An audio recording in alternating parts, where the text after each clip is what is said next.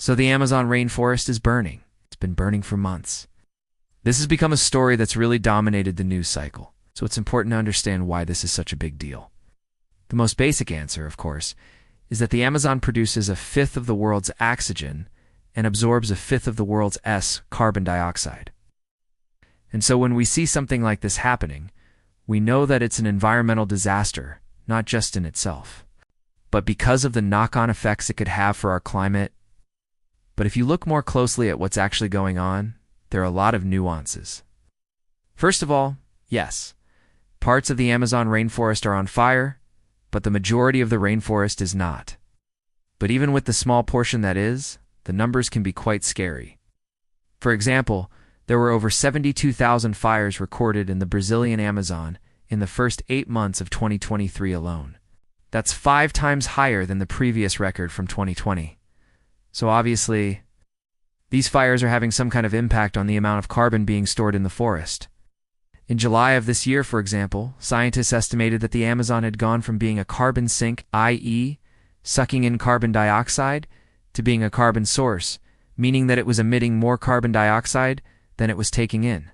But then by August, it had flipped back again and started behaving like a normal rainforest, sucking in more CO2 than it was releasing.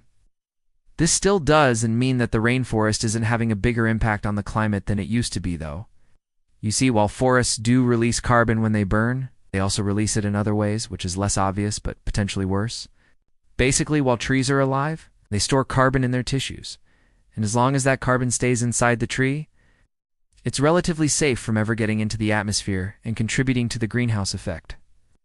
But once a tree dies, whether from fire or disease or any other cause, that carbon is released back into the atmosphere either immediately or slowly over time.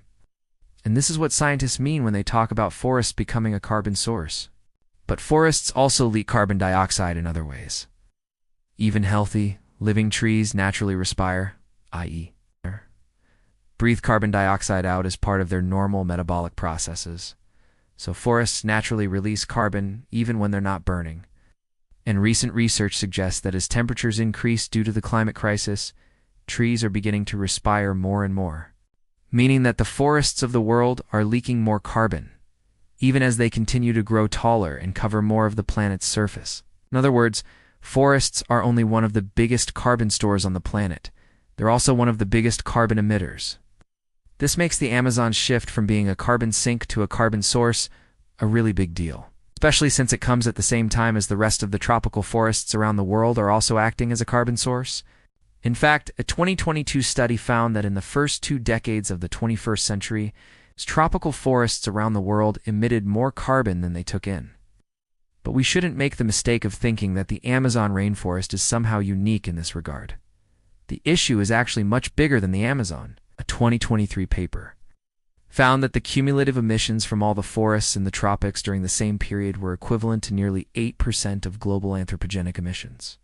The thing is, however, that while forests are starting to release more carbon, it doesn't necessarily mean that the amount of carbon stored in them is actually decreasing. After all, forests are also growing. They're becoming taller and thicker and covering more ground than before. So more carbon is being stored in them overall, just not enough to compensate for the extra carbon they're releasing. And in some regions, like the Amazon, that extra carbon waste starts to trap more heat near Earth's surface. It may sound counterintuitive given that we tend to think of deforestation as a good thing, because it means more sunlight reaches the ground and so the land would cool down. But it's not quite how it works. See, even though forests block some sunlight, the air within them tends to absorb and re-emit a lot of the infrared radiation that comes from Earth's surface. As a result, forests actually tend to keep the ground beneath them warmer than if there was no forest there at all. As a result, some research suggests that as forests get thicker, the land beneath them gets up to 10 degrees Celsius warmer, and a hotter environment can lead to drier conditions, which can make it easier for fires to spread. And so that means that even without more frequent droughts, the Amazon could become more prone to wildfires as it continues to warm. Now, if you followed the science news recently, you might be thinking, wait a second, didn't we hear about a similar situation in the oceans? Turns out that what's happening in the Amazon is entirely dissimilar to what's happening in the ocean. also breathes carbon dioxide in during the day when phytoplankton use it for photosynthesis and releases it back out at night.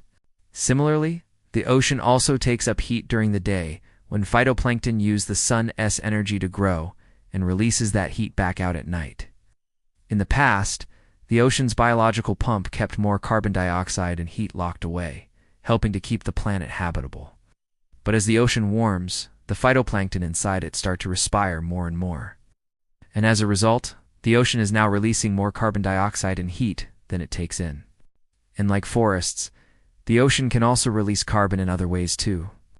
A warmer ocean temperature causes the water to expand in volume, which pushes some of the dissolved carbon dioxide back out into the atmosphere. Now, the problem with both of these systems is that as the climate crisis worsens and temperatures continue to rise, we can expect respiration and evaporation to continue to release more and more carbon and heat, which could accelerate the climate crisis and possibly push us over the tipping points that would make it irreversible.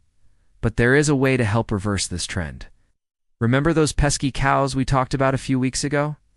Well, it turns out that if cows eat certain types of plants, they can actually remove excess carbon dioxide from the atmosphere. See, plants that capture atmospheric carbon dioxide and store it in their tissues are called carbon-storing crops.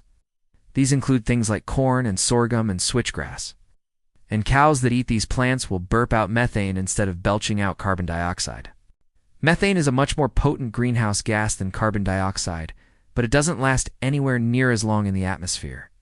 So by switching cows over to eating carbon-storing crops, we can reduce the amount of carbon waste they release, helping to pull carbon dioxide out of the atmosphere and reduce the amount of heat trapped near Earth's surface. In fact, we can use cattle to convert carbon dioxide into biogas, which we can then use to produce electricity. Sounds pretty crazy, right? Well, it's already being done in places like India and China, so for once, cows might actually be the solution to one of our biggest problems. You can find more information in the sources below. And thank you for watching.